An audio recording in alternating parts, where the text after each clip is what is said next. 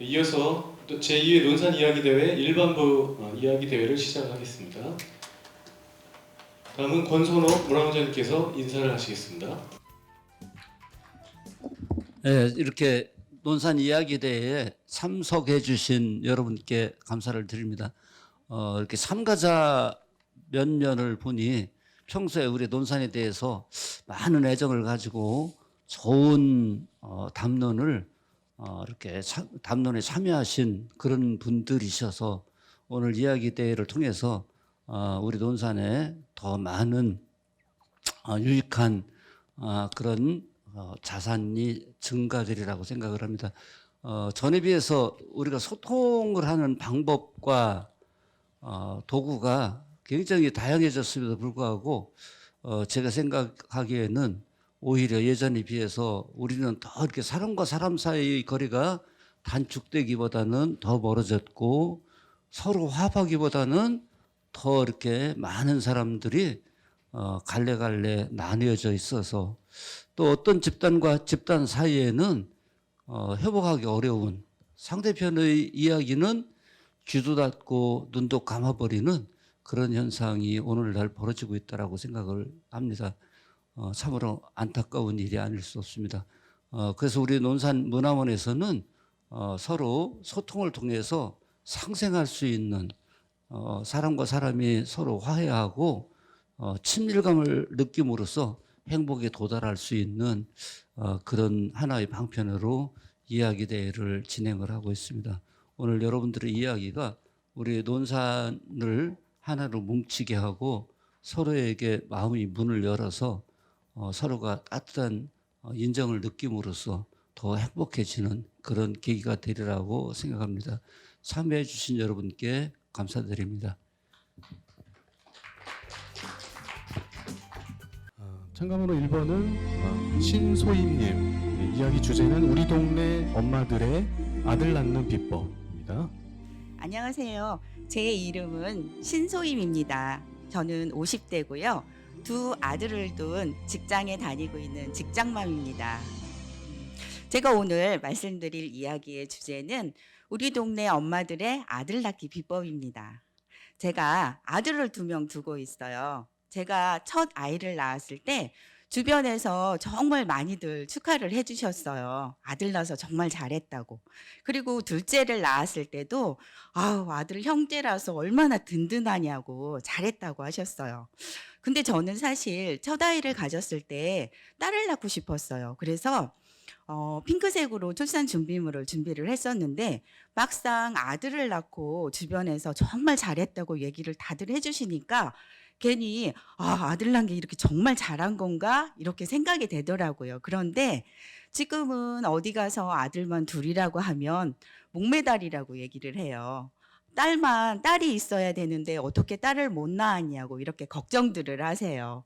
그런데 제가 아이를 낳던 90년대에는 제 주변에 정말 아들을 낳고 싶어서 의학의 힘을 빌려서 한약을 먹는다든가 아니면 산정 검사를 해서 딸인지 아들인지 구분을 하고 수술을 해버리는 그런 사람들이 정말 많았습니다.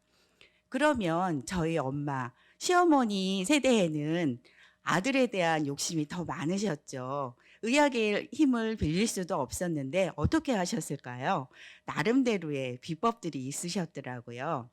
제가 태어나고 자란 곳은 가야곡면 살놀이 자연부락 이름이 밭이라고 하는 곳이에요. 그런데 60여 가구가 살고 있는데 그렇게 넉넉하지 않아도 아들을 낳기 위해서 2명의 부인을 둔 아저씨도 계셨고요. 그리고 아들 만나면 정말 잃어버리는 아주머니가 계셨어요. 그래서 온 동네 사람들이 붙들레라는 이름을 붙여서 붙들레 붙들레 이렇게 이름을 불러주면서 다 같이 아들을 낳기를 소망해 주기도 했답니다. 그런데 우리 동네에는 방법이 하나가 또 있었어요. 그건 바로 이름을 짓는 거였는데요. 제 친구 중에는 이동이라는 친구가 있어요. 제가 이 이야기를 알게 된 게 아마 중학교 때쯤으로 생각이 돼요. 학교에서 돌아와서 집으로 돌아가는 길에 혼자 가고 있는데 제 친구 이동이를 계속 옆에서 부르는 거예요.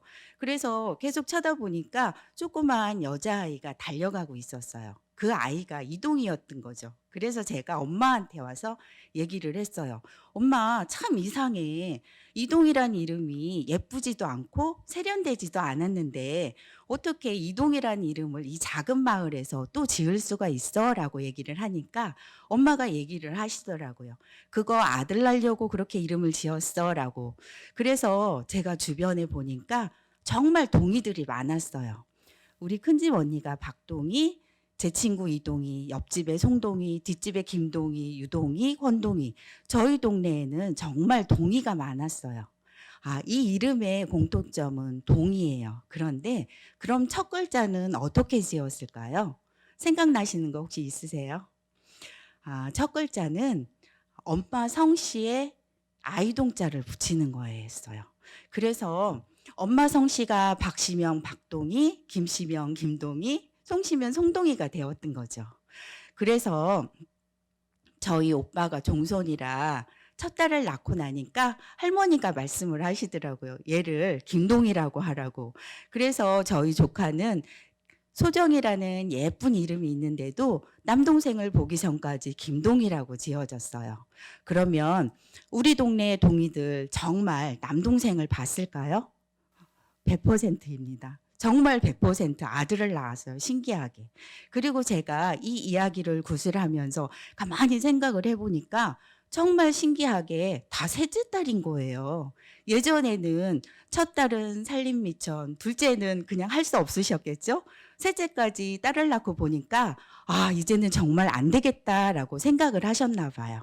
그래서 다들 셋째 딸을 엄마 성씨에 아이동자를 붙여서 이렇게 이름을 지은 것 같습니다.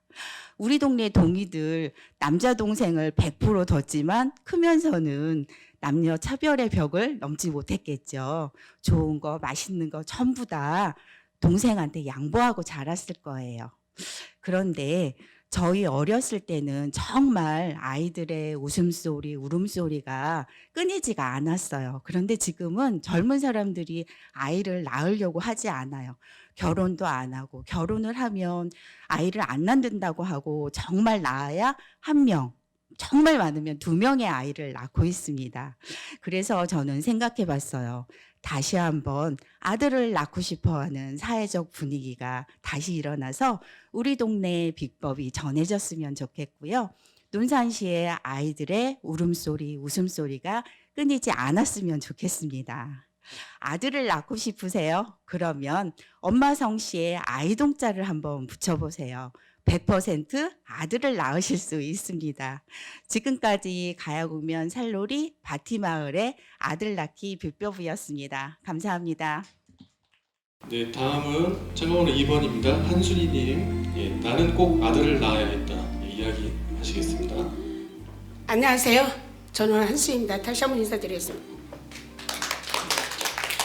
오늘 귀한 자리에 이렇게 함께 함께 돼서 정말 행복합니다. 저는 아가씨 때 화지장에서 옷가게를 했어요. 옷가게 할 때 시골에 옛날에 보면 장사 이렇게 하시는 분들이 많이 왔잖아요. 인삼 장사 하시는 분이 저희 가게 와서 중매를 해줬어요.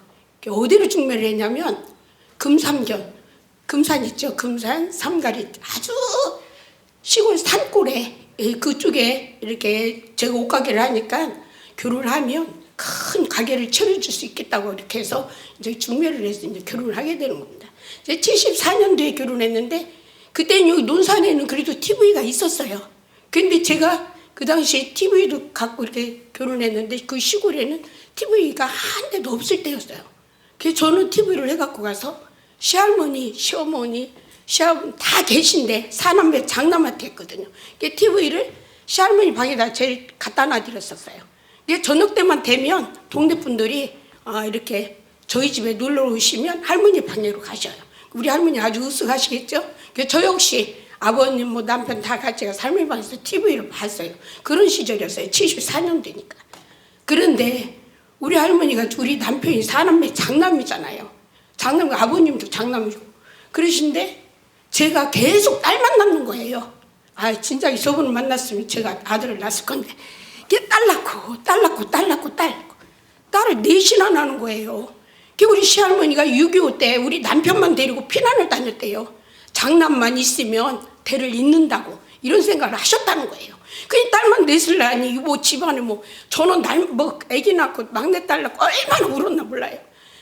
너무 울었고 맨날 며칠을 울었어요. 정말 금방이라도 아들을 낳으면 낫겠더라고요. 그런데 뭐 아들은 금방 낳을 수도 없는 거고. 근데 음력으로 6월달이 났는데 조리도 하나도 못했죠.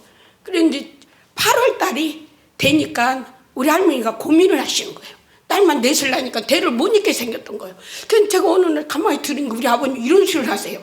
에이, 작은 여자 얻어서라도 아들을 낳아야 된다는 거예요. 그럼 아들을 낳으면 저는 쫓겨나는 것 같은 그런 이런 마음이 들잖아요. 아, 정말 많이 울었거든요.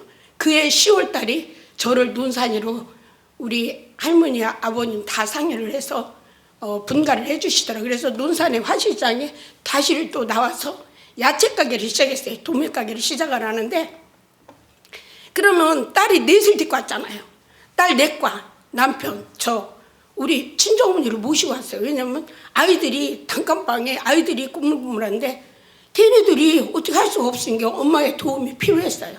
그래서 우리 친정어머니가 오셔서 저를 돌봐주기 시작을 했는데, 우리 막내딸이 2년 차이로 제가 또 임신을 하는 거예요. 그러면 우리 큰아이가 8살, 8살짜리가 동생이 4명 있는 거죠.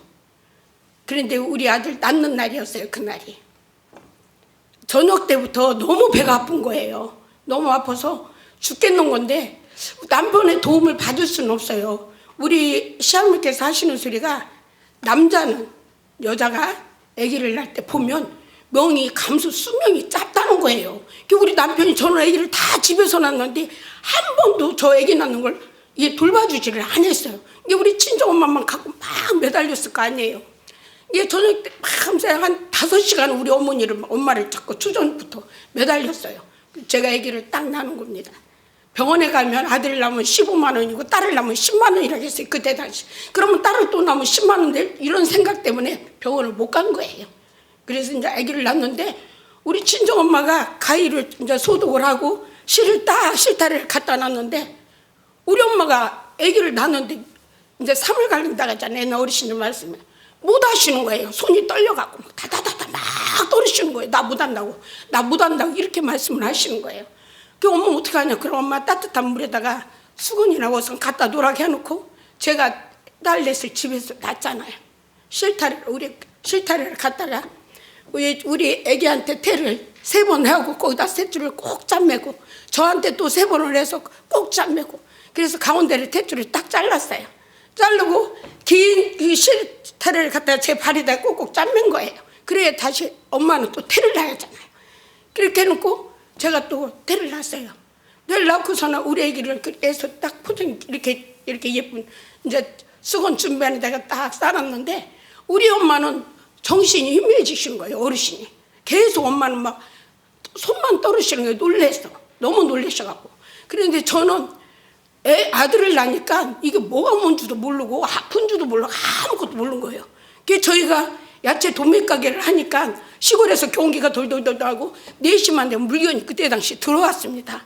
그게 물건이 막 들어오는데 남편은 장사를 할 수가 없잖아요. 그게 제가 나갔어요.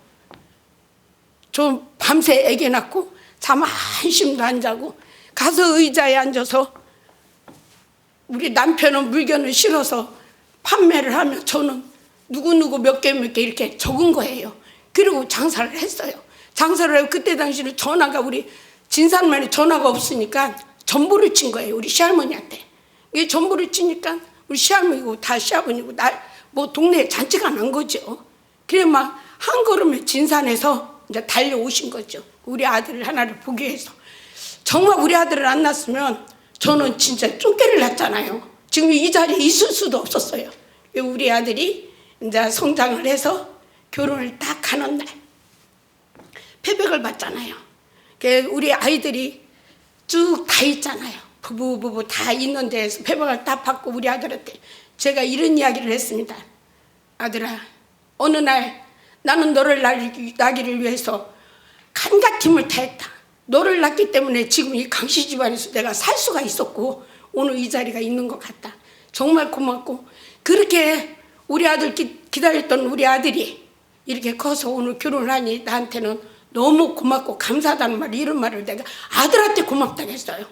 그 어떻게 보면 우리 아들이 나한테 더 고마울 수도 있는데 왜 내가 아들한테 지금까지 그렇게 고마운지, 아들이 아니었으면 나는 지금 이 자리에 있을 수도 없다는 생각, 또 우리 남편하고 살게나 했을라나, 우리 아버님이 작은 부인을 얻어줬으면 저는 못 낳잖아요.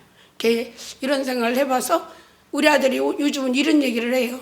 엄마, 그래도 부모님 다 모시고 우리 아들이 뭐라고 지금까지 낳아주시고 이렇게 낳아서 이렇게 키워줘서 고맙다고 하면서 엄마의 강인함과 아빠의 성심함으로 저 열심히 살겠다, 이런 말을 우리 아들한테 요즘 들었습니다. 정말 저희 두서없는 이야기 잘 들어주셔서 감사하고요. 오늘 함께해서 너무 고맙습니다. 감사합니다. 한순이었습니다.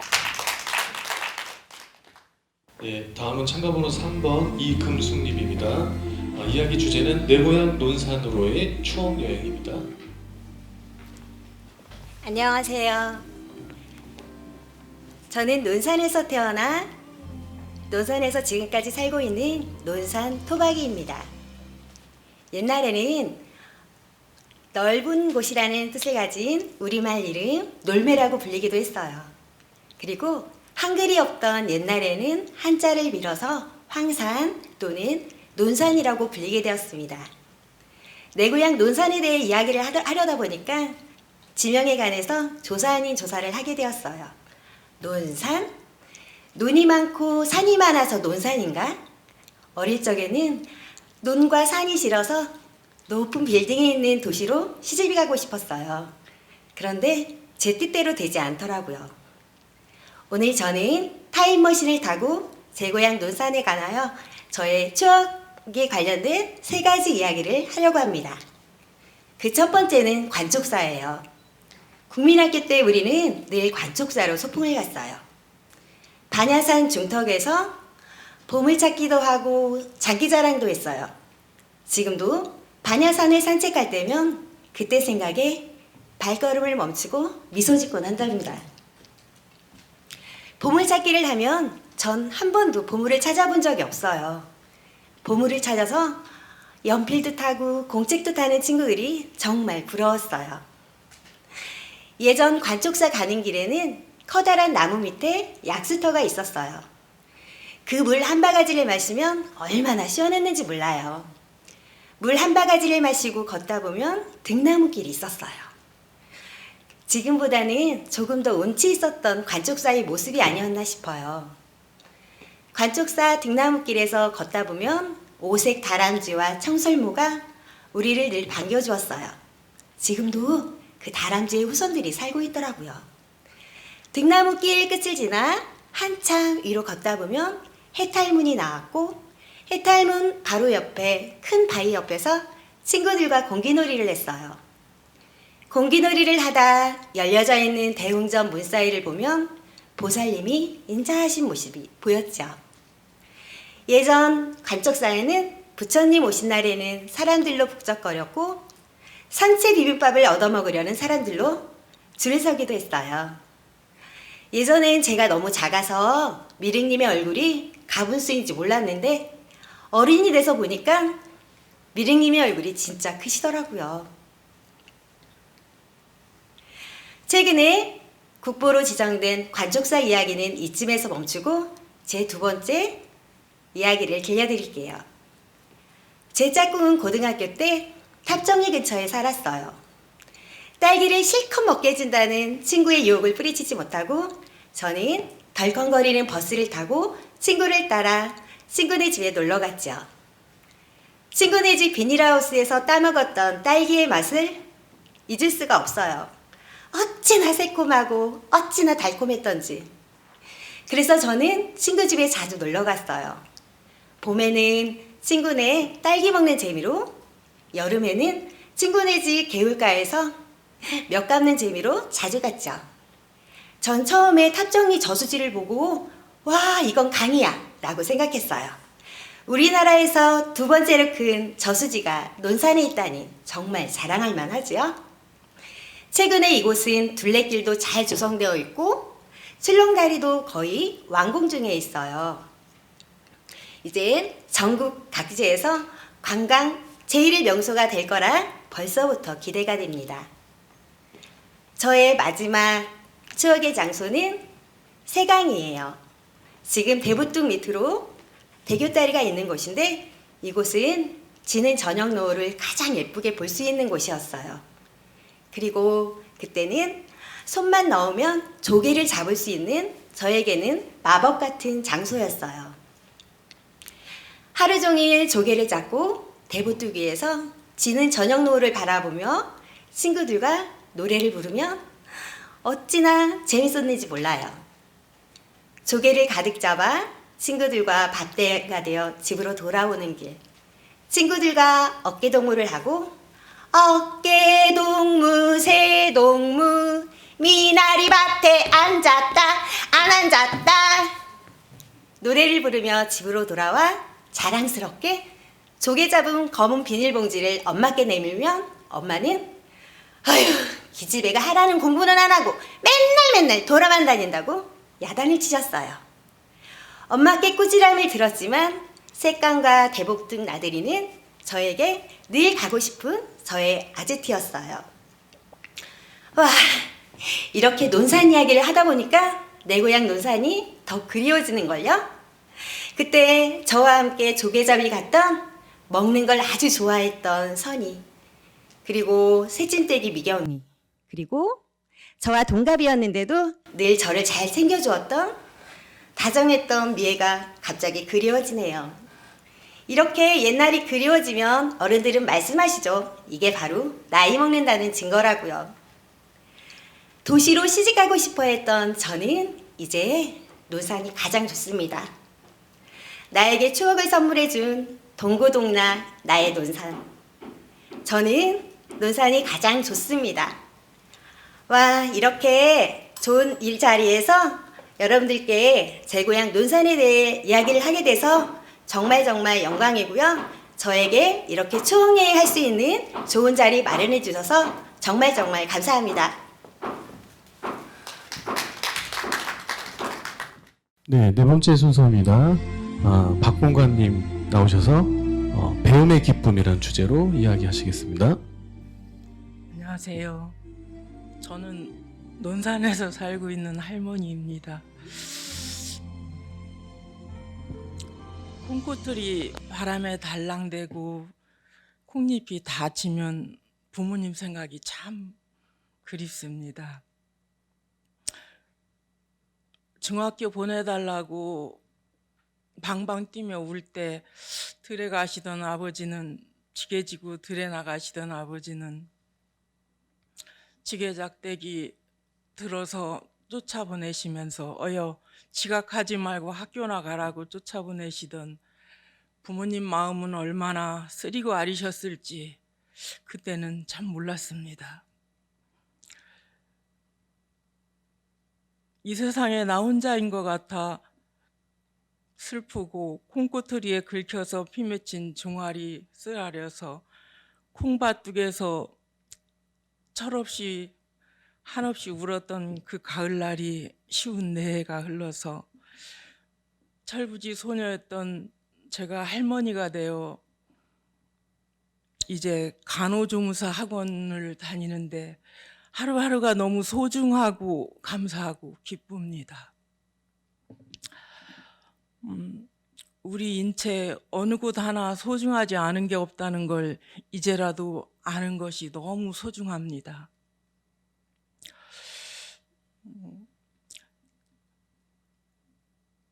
남의 집에 새 사람을 들이면 돈을 흘려놔보고 사람을 시험해 본다고 떠나기 전날 당부하시던 부모님을 뒤로하고 아지랑이 피어오르던 봄날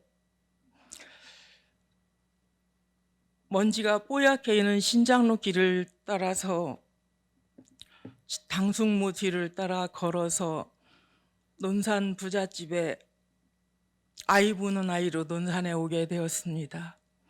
그래서 긴 세월 참 근면성실하게 열심히 일했고 79년 2월에 논산 사람과 결혼하여 3남매를 두며 주어진 여건 속에 정말로 발전은 못하나마 퇴보는 하지 말자는 마음가짐으로 근면성실하게 열심히 살았습니다. 아빠의 고단함을 보고 자란 두 딸들이 중앙부처의 교육공무원으로 세워진 게 못 배운 부모의 기쁨입니다. 아들은 어려서 화상을 입어서 사고로 정말 생명이 있음도 감사하고 형안하기 어려움 속에서 수술도 여러 번 받고 새학기만 되면 파충류라고 놀림 속에 아들도 저도 참 힘든 시기였습니다. 마음속으로만 해야지 했던 공부를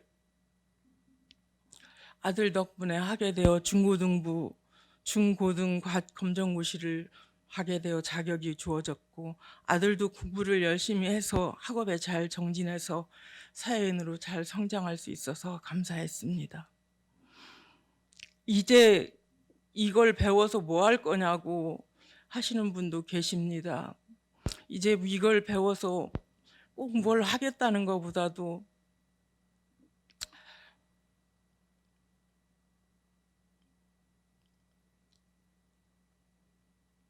할머니가 언녀나 하시면서 할머니가 언녀나 이리 와 이것 좀 파달라고 하시던 할머니 변을 꼬챙이로 파드릴 때 할머니는 휴 하고 하시던 할머니 그 모습도 모습도 지금 병동에 실습 중인데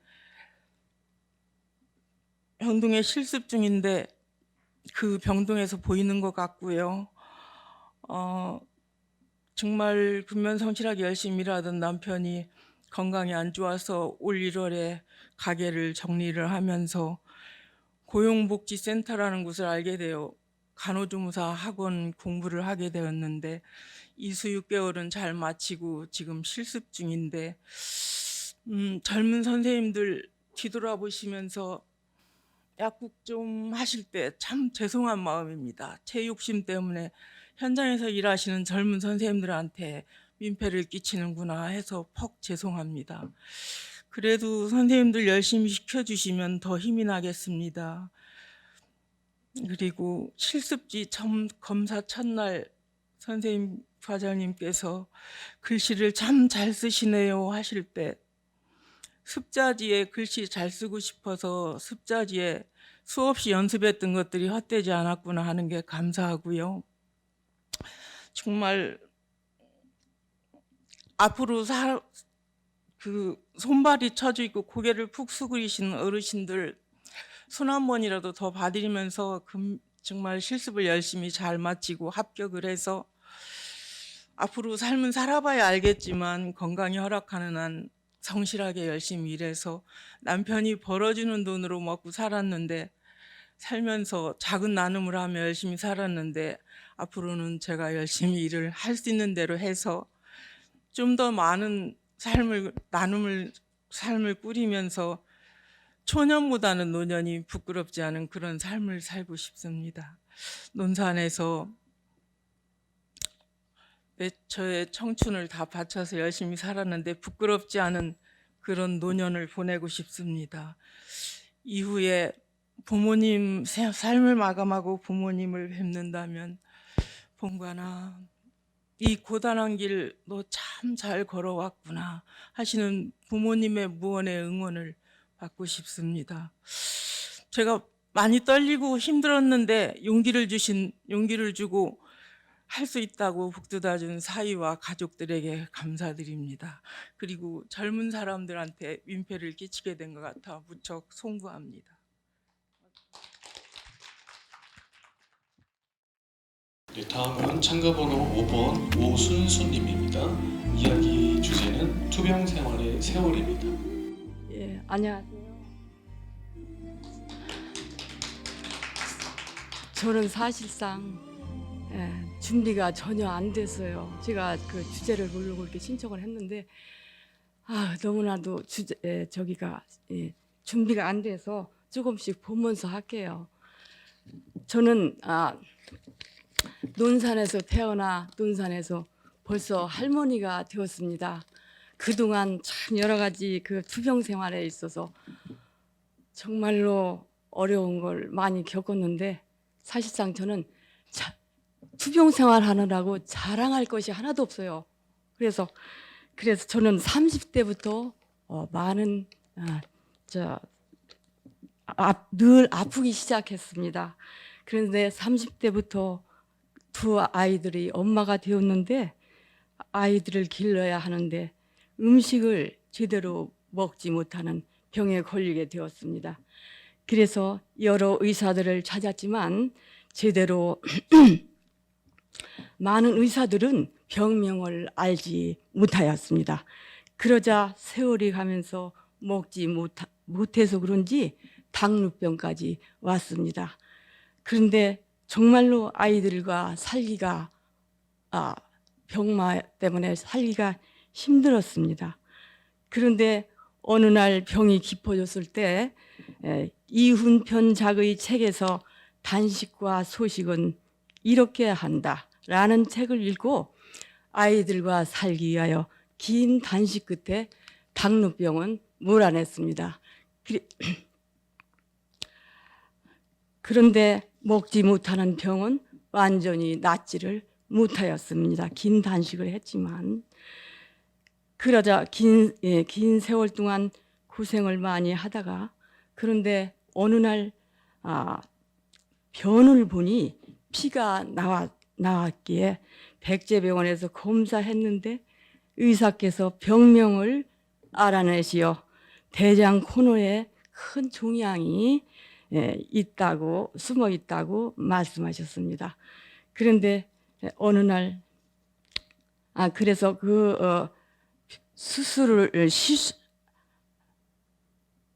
병명을 알아내서 대장 코너에 큰 종양이 숨어 있다고 말씀하셨고 그리고는 곧바로 시술 후에 조직 검사 결과 병명은 큰 용종이 대장 코너에 숨어 있다고 말씀하셨습니다. 그 후로는 의사를 잘 만나서 정상적으로 음식을 먹게 되었습니다. 그리고는 세월이 흐른 후에 갑상선과 이제 나이가 먹으니까 천식과 심각한 대상포진을 앓게 되었는데 병원을 찾아가 보니 대상포진이 아니라고 어느 의사께서 그렇게 말씀하시길래 그래서 아닌 줄 알고 그냥 뜻만 계속 떴더니 대상포진이 여러 곳에 번지게 되어서 만신창이가 되었습니다. 그래서 이제 백제병원을 갔더니 대상포진이라고 하시면서 치료를 오래 했지만 완치가 안 되어서 도로 대상포진은 만신창이가 되었을 때 고려병원을 찾았습니다. 그랬더니 의사께서는 수술을 하지 않으면 다리를 잘라야 한다고 그렇게 말씀하셨습니다. 그래서 몸의 대상포진은 여러 곳에 번져 있었기 때문에 4군데를 수술을 4번 한 결과 오랜 세월 동안 수술을 했습니다. 지금은 완전히 다 나았습니다. 그런데 어느 날 의식을 잃은 채로 심하게 쓰러졌는데 2시간 만에 깨어나 보니 머리가 많이 아팠습니다. 그래서 지금 한 달 전에 그런 사고가 있었는데 그래서 그 병원에서 그래서 고려병원에서 사진을 찍어보니 뇌에 물이 찼다고 하십니다. 그래서 의사께서는 정성껏 치료를 하셨습니다. 그래도 이만하기 다행이라고 생각하고 그저 감사하게 생각합니다. 지금도 치료 진행 중이지만 논산에서 유능한 의사들께서 저를 이렇게 치료해 주시니 그저 저는 자존감을 가지고 치료하면 나을 거라고 생각합니다. 간단한 말씀을 들어주셔서 감사합니다. 네, 다음은 참가번호 6번입니다. 강연숙님. 주제는 떠날 수 없는 논산. 이야기하시겠습니다. 안녕하세요. 평범한 20년 차 주부, 한 남자의 아내, 제 아이의 엄마인 제가 오늘 이 자리에 나오게 된 계기부터 얘기하겠습니다. 저는 초등학교 5학년인 딸을 2학년 때부터 말하기 대회, 그것도 이중언어 말하기 대회에 나가게 하였습니다. 그럴 때마다 저는 등수에 연연하지 마. 결과도 중요하지만 과정이 너를 조금씩 성장하게 하는 거야. 그리고 너 꿈이 국회의원이라면서 어릴 때부터 연습해야지 하면서 설득하였습니다. 이번 논산시 이야기 대회를 보면서 딸이 드디어 저에게 복수를 하더군요. 엄마, 7년 뒤 제가 서울대 가면 여기저기에서 강의 요청이 쇄도할 텐데 지금부터 연습해야죠. 이렇게 딸의 등살에 떠밀려 나오긴 하였지만 저도 딸에게 엄마의 당당한 모습을 보여주고 싶었습니다. 논산. 제가 이곳에 시집 오기 전에는 논산이란 이름도 몰랐습니다. 대전에 살고 있던 남편이 결혼을 하면서 부모님과 함께 살다면서 논산에 내려오게 되었습니다. 참, 남자들이란 결혼을 하면 갑자기 효자 아들이 된다는 말을 다시 새삼스레 느끼게 되었습니다. 다행히 저는 춘과 효의 고장인 논산에 시집 온 덕분에 다들 시집살이로 고생을 한다는데 저는 무탈하게 잘 살아왔습니다. 그 고마움에 저는 시부모님이 살아계시는 생전에는 한 번도 논산을 떠나야겠다는 생각을 해본 적이 없었습니다. 하지만 애 둘이 점점 자라면서 저도 조금 더 큰 도시로 나가 살고 싶은 생각이 들었습니다. 한 번씩 서울에 있는 언니 집에 놀러 갈 때면 우리 애들이 꼭 촌티나는 것은 아니지만 서울 애들과 뭔가 달랐습니다. 그래서 저는 이를 악물고 다짐했습니다. 한술에 배부를 생각하지 말고 차근차근 올라가자. 대전 찍고 경기도 찍고 서울까지 가자. 큰딸이 중학교, 작은딸이 초등학교 입학할 무렵에 저는 우리 아이들 공부를 위해서 수도권이 힘들면 대전이라도 이사 가자고 남편에게 졸랐습니다. 그러자 돌아오는 남편의 대답. 왜? 논산에서 애들 키우면 무슨 큰일이라도 난데? 남들 따라가지 말고 개천에서 용나게 한번 키워봐 하면서 요지부동이었습니다. 제가 논산을 떠난다고 하는 마음이 확고하지 않은 것 같았습니다. 말로는 이사를 가자고 하였지만 막상 논산을 떠날 생각을 하니 두려운 마음이 들었습니다. 뭘 해먹고 살아야지 하는 게 가장 큰 걱정이었습니다. 그래도 작은 시골 마을에서 오전에는 아르바이트를, 오후에는 과외를 하면서 비교적 안정된 생활을 하는데 습관이 돼버렸습니다. 새로운 도시에 이동해서 과연 적응할 수 있을까 하는 근심이 앞섰습니다. 그래, 우리 애들이 큰 도시로 간다 해서 갑자기 용이 되는 것도 아니지 않습니까? 저는 못 이기는 척 주저앉았습니다. 그럭저럭 살다 보니 살림살이도 늘어나고 거기에 생각지 않은 늦둥이 아들까지 생기면서 18평 임대주택에 5식구가 살기에는 많이 힘들었습니다. 하지만 저희 마음에는 언젠가 논산을 떠나야지 하는 마음이 계속 있었습니다. 류시빌, 리벤하임, 자이 등 좋은 아파트들이 우후죽순처럼 생겨났지만 새집 장만을 하고 싶지가 않았습니다.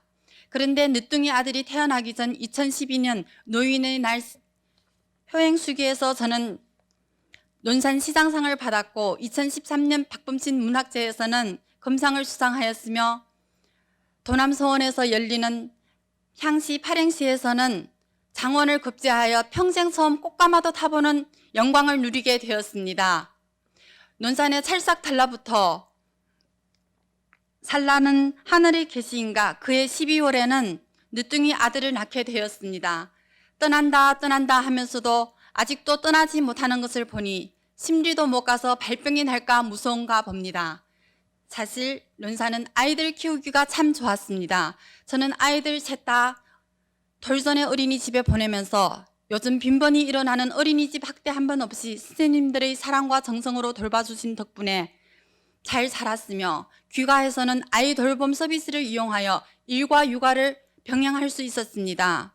그리고 작은 도시 마을이지만 도서관도 두 곳이나 있어서 아이들의 체험 활동과 시야를 넓히는 데 전혀 지장이 없었으며 청소년 수련관, 건강가정지원센터의 여러 프로그램에 참여하면서 아이들의 꿈과 키를 키울 수가 있었습니다. 무엇보다 안전하여 아이들이 도보로 다니기에도 편리했고 공설운동장, 시민공원은 우리들의 지친 몸과 마음을 달래기에 너무나 쾌적한 환경이었습니다. 이러한 장점들이 바로 대도시에서는 누릴 수 없는 우리 논산만의 매력이 아닐까요? 지금은 코로나19로 인해 여러 활동이 중단되었지만 학교 방과 후 활동도 너무 잘 되어 있어 사교육비 걱정 없이 아이들이 건강하게 자연에서 뛰어놀며 살 수 있었습니다. 제가 논산에 시집 간다고 하였을 때 친정아버지께서 하신 첫마디가 우리 딸 추위 많이 타는데 따뜻한 논산에 가서 좋겠구나 하고 말씀하셨습니다. 모르시는 분들은 제가 얼마나 추운 곳에서 왔을까 궁금하시겠죠. 하지만 제가 말씀드리고 싶은 것은 맑은 공기가 숨쉬고 맑은 냇물이 흐르는 논산은 우리 아이들의 고향일 뿐만 아니라 저희 두 번째 고향이기도 합니다. 옷깃만 스쳐도 인연이라고 하는데 20년을 살아온 논산은 시부모님의 산산도 있고 무엇보다도 먼 추석보다 가까운 이웃이 낫다는 아래 윗집 친절한 이웃들이 있어서 저는 떠날래야 떠날 수가 없습니다. 여러분, 행복이 뭐 별게 있겠습니까? 작은 것에 감사하며 사는 것이 행복입니다. 저는 지금 이 순간이 가장 행복합니다. 남편의 말처럼 개천에서 용 솟아나게 저희 둘째 딸 서울대에 보낸 다음 다시 이 자리에 나와서 이야기하겠습니다. 감사합니다. 네, 다음은 참가번호 7번 김무길님입니다. 이야기 주제는 용서입니다. 어느 청년의 이야기를 제가 들려드리겠습니다. 약간의 나이에 교통사고가 났는데 붕 뜨는 것처럼 그것만 느끼고 정신을 잃어서 나중에 병원에서 정신 차려보니 출혈이 너무 심하고 다리 하나를 절단하고 6개월 동안 병원 생활을 한 다음에 퇴원을 했는데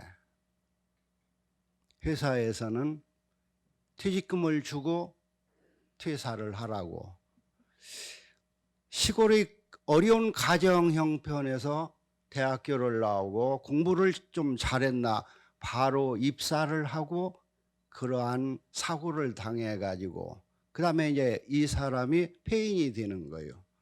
하루에 소주 8병씩 먹고 노숙 생활을 2년간을 하고 그러다가 어느 날 부모님을 목발 짚고 부모님을 찾아뵀더니 부모님은 기절을 하시잖아요. 그래서 이 원수 같은 사람을 만나면은 내가 그 사람을 죽이고 내가 법정에 서겠다고 생각해서 대장간에서 새 창이요 10개를 주문해서 허리에 차고 다니면서 항시 연습을 했어요. 그래서 뒤를 안 보고도 탁 뒤로 던져서 명중할 수 있는 그런 실력까지 갖추고 어느 날 그러다가 사람이 회한이 들어가는데 약을 먹고 자살을 시도를 합니다. 그러나 자살도 자기 마음대로 되지를 않아요. 그래, 죽을 수도 내 마음대로 할 수 없다면 살아보자 해서 목발을 짚고 회사에 원서를 냅니다. 109번 냈어요. 면접은 서류에는 합격하는데 면접에 떨어져요. 그 목발 짚고 들어가니까. 그래서 어느 회사에서는 서류를 집어던지면서 이제 서류는 모르니까 그래서 참 세상 살기 어렵구나. 세상이 이 목발 짚은 사람은 세상은 호락호락하게 받아주지를 않는구나. 그렇다면 내가 세상을 열겠다고 해서 또 도전을 했습니다. 그랬더니 이제 어느 보험회사에 취직이 됐어요. 목발 짚고 내가 죽을 목숨을 하고서나 열심히 일하겠다고 해서 참 합격을 해서 3년 후에는 보험왕이 됩니다. 보험왕 된 다음에 어느 날 친구하고 같이 오래간만에 만난 친구고 마트에서 맥주 한 잔을 하는데 그 주인이 뭐라고 하느냐면은 내가 목발 짚고 들어가니까 왜 그러냐고 이제 물어봤어요. 그래서 15년 전에 이 앞에서 내가 그래 이래저래한 교통사고를 당했다고 하니까 그 주인이 내가 그때 그걸 봤다는 얘기요. 그러면은 왜 그때 얘기 안 해줬느냐 하니까 요 위에 두 집 기사가 사고를 하고 도망갔는데 이웃집에서 신고를 하면 후환이 들어와서 안 했다고 그렇게 얘기를 해요. 그래서 이제 그 찾아갑니다.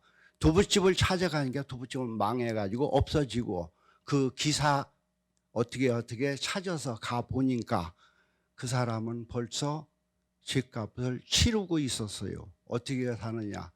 알코올 중독자가 되어가지고 방 안에는 쓰레기가 잔뜩 하고 마누라는 폭력에 의해서 가출을 해버리고 아이 둘이 겁먹은 눈으로 나를 쳐다보고 있어요. 그래서 그 자리에서 시창살을 다 집어던지고 집에 와서 편지를 씁니다. 뭐라고 쓰느냐? 당신으로 인해 내가 모든 것을 잃었지만은 이제 당신을 용서할 테니 사는 날까지 사람답게 살으라고 하고 또 그 아이의 생활비도 이렇게 보내줍니다. 뒤돌아보니 사람 사는 거 참 허무합니다. 이 세상에 태어나서 사랑을 하고 살아도 부족한데 남을 미워하고 또 더 미워하고 사랑도 안 오고 그러한 마음이 내 마음에 우두커니 지금까지 남아 있었다는 것입니다. 이제 모든 것을 내려놓고 싶습니다. 모든 사람이 행복하게 살게 하고 싶습니다. 모든 사람이 행복하게 살고 나는 그 뒤에서 박수치는 그런 사람으로 남고 싶습니다. 살아있는 동안 사람을 사랑하며 용서하며 나누며 섬기면서 살아가고 싶습니다. 인생을 뒤돌아보니 가장 아름다운 사랑은 역시 다름 아닌 용서였습니다. 인간의 죄는 인간이 벌할 수 없습니다. 자기 스스로 깨닫고 참회하고 스스로 깨닫고 후회하며 사람되게 사는 것이 그게 죄값을 치르는 것입니다. 아이에게 무슨 죄가 있습니다. 부모 잘못 만난 죄밖에 더 있겠어요? 한 사람만 나를 그렇게 한 사람 한 사람만 미워하면 되는데 그 한 사람도 용서해주고 나를 위해서 사회를 위해서 국가를 위해서 모든 그 본인을 용서해 주는 것이 이 이야기의 줄거리입니다.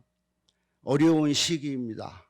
그러나 이 또한 지나가리니 여러분이 제 이야기에 동감을 하신다면은 조용필의 노래 아무렴 그렇지 그렇고 말고를 속으로 읊조려 보시기 바랍니다. 감사합니다. 네, 다음은 참가번호 8번 김용호님 나오셔서 논산시 지명 유래에 대하여 이야기하시겠습니다. 우리 논산이라고 하는 지명은 1914년 일본 놈들이 이 땅을 강점할 때에 이름 붙여졌습니다. 106년 전의 이야기죠. 근데 우리는 100년을 두고 우리 논산 사람들은 왜 하필이면 논할 논자를 써서 논산이라고 했을까? 대를 물려서 궁금하게 생각하고 있습니다. 왜 그랬을까요? 아까 어느 참가자께서 논산의 지명과 관련해서 몇 말씀하셨는데 우리 논산은 백제 때에는 누른산이 연이어 있다고 그래서 황등야산군이라고 불리웠습니다. 고려조에는 황산이라고도 했었고 조선조에는 연산현, 노성현, 은진현 세 고을로 나뉘어져 있었습니다. 근데 1914년에 일제 강점기 때였지만 노성은진 연산 3현에다가 부여의 석성현을 합쳐가지고 논산군으로 명명한 것입니다. 그런데 혹자는 옛부터 논매라고 불리워오던 것이 자연스럽게 논산이라고 일컬어졌을 것이다. 그리고 논이 많고 산이 많아서 논산이라고 했을 것이다. 조선 후기의 기록을 보면 논산이라고 하는 야트막한 산 이름이 있었다는 기록도 거들면서 그렇게 이야기하는 분들이 계십니다. 근데 저는 25년 전에 2대 논산 시의원을 하면서부터 지금 20년 넘게 그건 아니다. 논산은 위대한 말씀의 고장 논산이다라고 하는 주장을 끈질기게 펼쳐오고 있습니다. 여러분 아시는 것처럼 우리 논산은 조선 성리학을 사람의 도리를 밝히는 예학으로 재정립했다고 해서 예학의 종장으로 추승받는 사계 김장생 선생, 그 아드님 신독제 김집, 그 문화의 우암 송시열, 동춘당 송준길 선생, 이 당대의 석학들이 나라를 경영하는 치도와 사람이 나아갈 지향을 시대적 담론으로 일구어내던 학문의 고장인 것입니다. 그래서 국조 방목에 보면은 조선조 임금도 안동과 더불어서 이 논산은 공맹의 공자와 맹자의 가르침이 무성한 추로지향이다. 이런 좋은 이름을 주기도 하셨습니다. 그리고 여러분, 우리 논산에 자랑스럽게도 10개 서원 중에 으뜸 서원인 도남 서원이 2년 전에 유네스코 세계문화유산 한국의 서원으로 등재된 기쁨을 맛보았죠. 그리고 저 강경의 중림서원, 은진, 노성, 연산 삼향교, 그리고 대한민국에 2개밖에 없는 공자의 영당을 모신 권리사가 노성에 있습니다. 정말 공맹의 가르침을 바탕으로 해서 사람의 도리를 밝히는 예론이 무성했던 그러한 연유로 해서 일제강점기 때였다고 하더라도 그를 지명을 결정하는 사람들이 이 논산은 그 위대한 선현의 말씀이 산을 이룬 그러한 학문의 고장이다. 이러한 뜻으로 논할 논자를 써서 논산으로 했을 것이다. 저는 끈질기게 주장합니다. 저 중국 사람들이 동북공정을 통해서 우리나라의 고구려 역사, 발해 역사까지도 중국 역사로 편입시키고자 하는 움직임 우리 잘 알고 있죠. 일본 놈들은 독도를 저희 땅으로 우기고 있습니다. 우리 논산 시민들이 이 위대한 우리 선현들의 말씀이 무성했던 그 궤적을 더듬어 가지고 우리 스스로 필요하다면 스토리텔링을 통해서라도 논산은 위대한 말씀의 고장이라고 하는 지명의 정체성을 더 미룰 수 없이 지금은 확립해야 될 시점에 왔다고 저는 믿습니다. 저 강경에 가면 이미정이 있습니다. 조선 인주 4년에 사계 김장생 선생께서 후학을 양성하기 위해서 창건한 그 정자의 이름이 임이정입니다. 시경에 이르기를 조심하고 두려워하기를 여임시면 연못가를 거닐 듯하고 살얼음판을 걷듯 조심하여라. 그래서 여임시면의 임자와 여리박빙의 리자를 따서 임리정이라고 이름을 붙였습니다.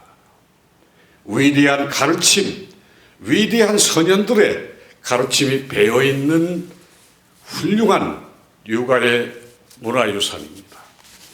그리고 제가 여러분에게 보여드리는 이 12글자의 가르침, 도남서원 숭례사에 들어가는 담벼락에 전소체로 새겨진 지부 해함 방문 양례 서일 화풍.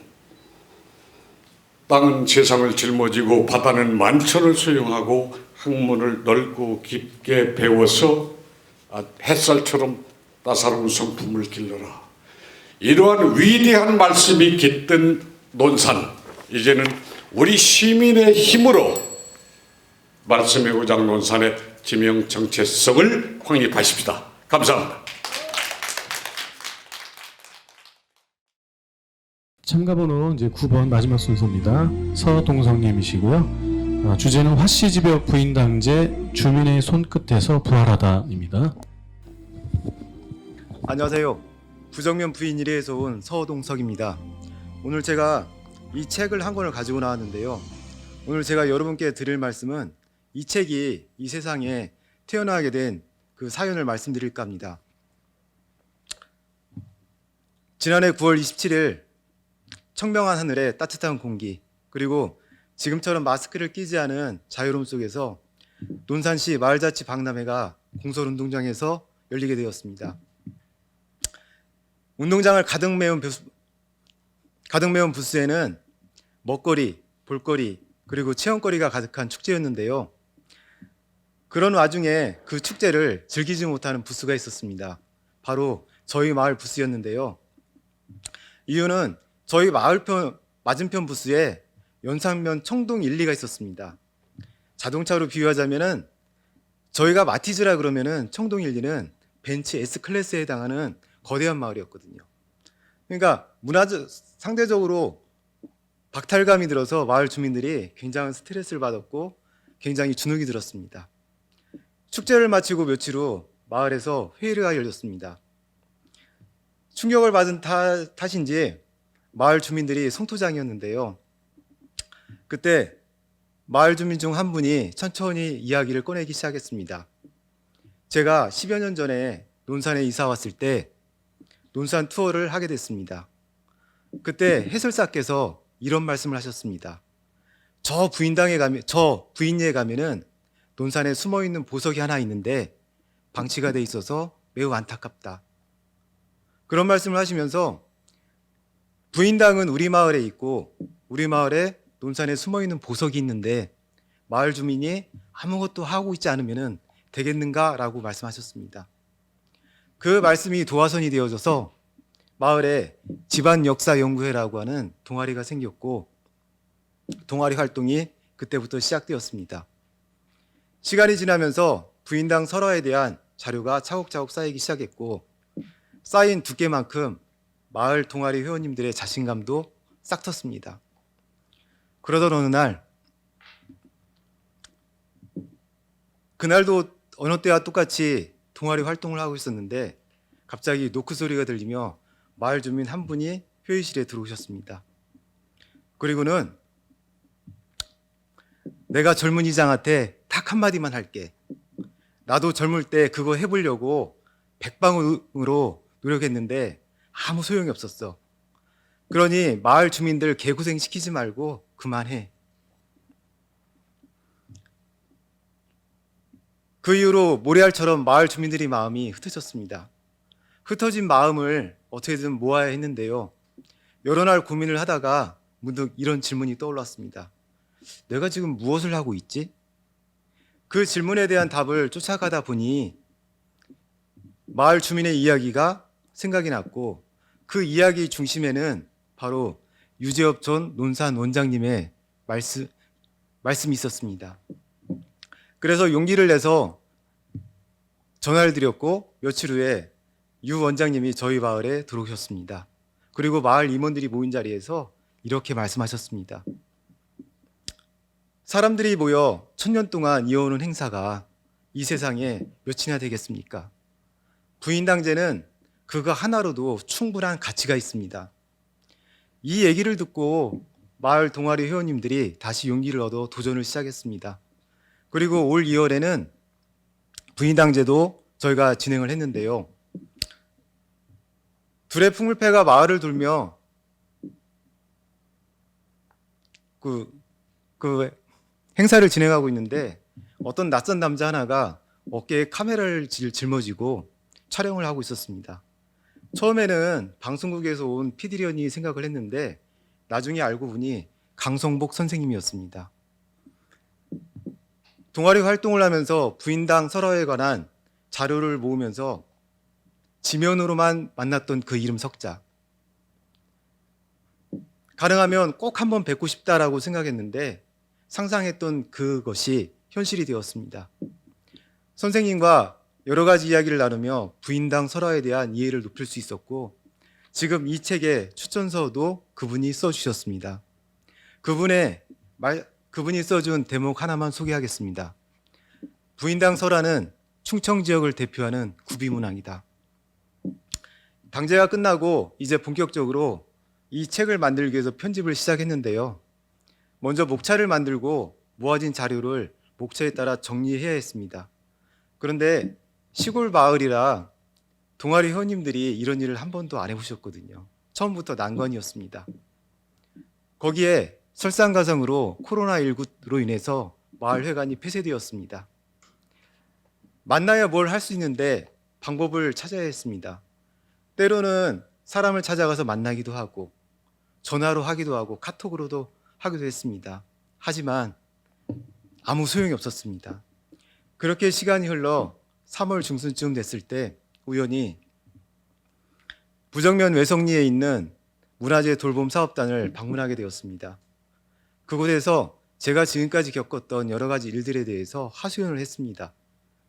그 이야기를 듣고 계시던 단장님이 빙그레 웃으시면서 저에게 자료 하나를 건네주셨습니다.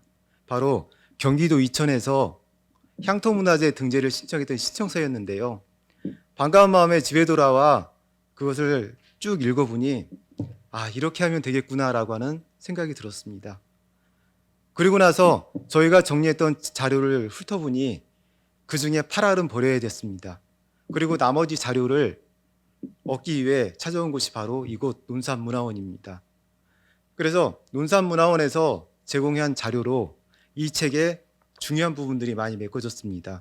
대표적인 것이 18세기에 출간된 여지도서나 1970년대 논산시에서 발간한 논산군지입니다. 그 뒤로 3개월이 지나 6월달이 돼서 이 책이 세상에 나오게 되었고 저희는 6월 11일 논산시 향토문화 문화유적에 등재 신청을 했습니다. 그리고 11월 4일에 저희가 바라던 논산시 향토문화유적에 등재할 수 있었습니다. 이런 마을 사람들의 노력으로 인해 그리고 주변 사람들의 노력으로 인해 이 책은 세상에 나올 수 있게 되었습니다. 그래서 오늘 제가 나오게 된 것은 이 책이 나오기까지 도와주신 주변 분들께 감사의 마음을 전달하고자 나오게 되었습니다. 지금까지 제 얘기에 경청해 주셔서 감사합니다.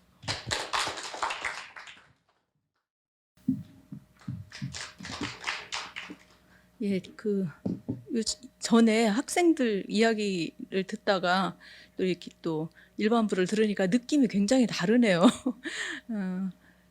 그리고 이제 저도 좀 심사하기가 뭐 사실은 굉장히 다 잘하셔서 만만치 않았지만 듣는 내내 굉장히 저한테도 유익한 시간이었습니다.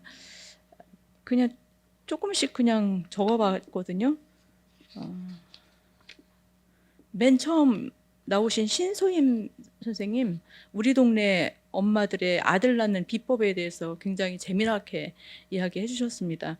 그 제목에서부터 궁금증이 좀 들어서 좀 잘 집중을 했는데 끝까지 집중할 수 있도록 그 정확한 목소리로 굉장히 전달력 좋은 목소리로 해주셨습니다. 두 번째 한순희 선생님, 나는 꼭 아들을 낳아야 했다 였는데요. 자연스럽게 잘 들었습니다. 동네 마을 회관에서 이렇게 구수하게 들을 수 있는 그런 이야기들을 굉장히 좀 정스럽게 해주셔서 잘 들었습니다. 조금 아쉬운 거는 그냥 또 이야기 대인인 만큼 어떤 그 일반적인 어떤 하소연이나 이런 거보다 또 주제에 적합하게 꼭 집어서 그 부분만 이야기해 주셨으면 좋겠다 하는 또 그런 아쉬움도 있었습니다. 세 번째, 이금숙 선생님 내 고향 논산으로 추억여행, 몇 군데 뭐 관촉사, 탑정, 색강 이런 데에 대해서 이야기를 해주셨습니다. 굉장히 목소리가 전달력이 좋고 또 이렇게 제스처도 또 정제되게 잘 해주셔서 저는 그 이금숙 선생님 들으면서 동화구연 했으면 좋겠다 또 이런 생각이 들었습니다. 굉장히 잘 들었고요. 네 번째 나오신 박봉관 선생님 배움의 기쁨 잘 들었습니다. 굉장히 좀 감동이 있었는데요. 이제 좀 아쉬운 것은 이분도 인생 전체를 이제 다 풀어내시려고 하니까 이제 저희들이 뭐를 집중해야 될지 조금 이렇게 고분 주제와 관련해서 꼭 이렇게 찝어서 해주셨으면 더 잘 들을 수 있지 않았을까 이런 또 아쉬움이 있었습니다. 다섯 번째, 그 오순수 선생님 투병 생활의 세월. 긴 그 세월 동안 투병하시느냐고 너무 애쓰셨는데 또 계속 꼭꼭 담아 놓으셨다가 오늘 이 자리에서 다 풀어내면서 좀 많이 건강도 좀 좋아지셨을 것 같습니다. 잘 들었습니다. 이 여섯 번째 강현숙 선생님 떠날 수 없는 논산 이야기였는데요. 그 대회 나온 이후로 시작해서 이제 이렇게 또랑또랑 잘 풀어내시다가 중간에 좀 이제 맥은 끊겼지만 또 이제 워낙 목소리도 전달력이 좋고 해서 또 잘 이어 나가시더라고요. 그 논산 홍보대사로 다니셨으면 좋겠어요. 굉장히 논산에 대한 사랑에 대해서 잘 들었습니다. 일곱 번째 김무길 선생님 용서라는 주제로 말씀을 해주셨는데요. 그 사람들 앞에서 이야기를 많이 해보신 분 같이 보였어요. 그 이야기하고자 하는 핵심을 이렇게 잘 중심으로 해서 그 편안하게 이야기를 잘 풀어주셨습니다. 여덟 번째 김용훈 선생님 그 논산시 지명 유래에 대해서 이제 이야기를 해주셨는데요. 처음부터 그냥 중저음 목소리로 딱 깔고 아주 집중을 시켜서 잘 들었습니다. 저희 역시 정확히 알지 못했던 지명에 대해서 어떤 이야기 대의라기보다는 좋은 강의를 들은 그런 기분이었습니다. 처음부터 끝까지 그 집중시키는 훌륭한 목소리로 그 전달을 해주셔서 잘 들었습니다. 마지막에 서동석 선생님 화씨지벽 부인 당제라는 저도 사실은 처음 들어봤는데요. 그 잘 알려지지 않은 마을의 이야기를 아주 조곤조곤하게 잘 풀어주셨습니다. 참 이런 대회가 이런 분들의 이야기를 들을 수 있어서 굉장히 의미가 있는 것 같고 이 대회가 계속 이어져야 될 것 같다 이런 생각을 했습니다. 잘 들었습니다. 감사합니다. 네, 이것으로 제2회 논산 이야기 대회를 모두 마치겠습니다. 감사합니다.